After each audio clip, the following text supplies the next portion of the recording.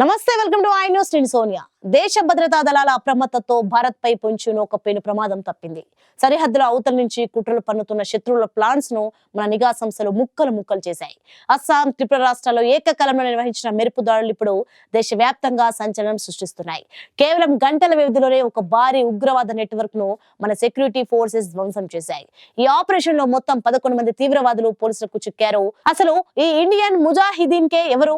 వీరు మన ఈశాన్య భారతాన్ని అస్థిరపరచడానికి వేసిన ఆ మాస్టర్ ప్లాన్ ఏంటి? సామాన్యుల ముసుగులో తిరుగుతూ సమాజంలో విద్వేషాలు రగిలించడానికి వీరు చేసిన ప్రయత్నాలు ఎలా విఫలమయ్యాయి? అసలు బంగ్లాదేశ్ నుంచి వీరికి అందుతున్న ఆ సీక్రెట్ ఆదేశాల వెనుక ఉన్న అసలు దందాను మన పోలీసులు ఎలా ఛేదించారు? ఈ అరెస్టులకు సంబంధించిన ప్రతి చిన్న డీటెయిల్ ఇప్పుడు మన బిగ్ రిపోర్ట్ లో చూద్దాం.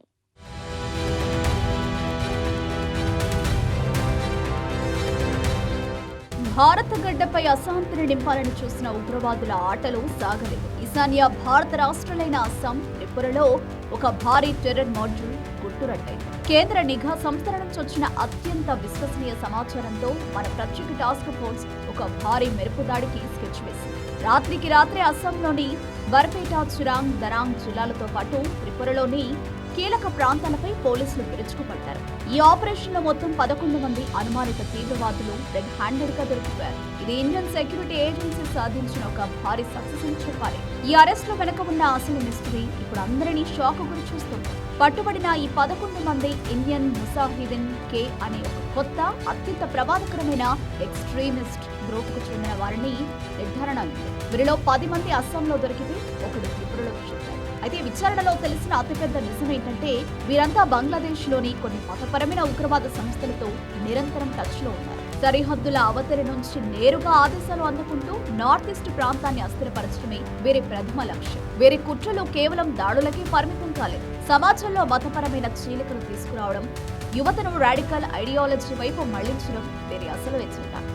నార్త్ ఈస్ట్ ప్రజల మధ్య ఉన్న సామరస్యాన్ని దెబ్బతీసి అల్లర్లు సృష్టించడానికి వీరు భారీగా ప్లాన్ చేశారు. అయితే మన గూఢాచార వ్యవస్థ వీరి ప్రతిభ కదలికను గమనిస్తూ వచ్చింది.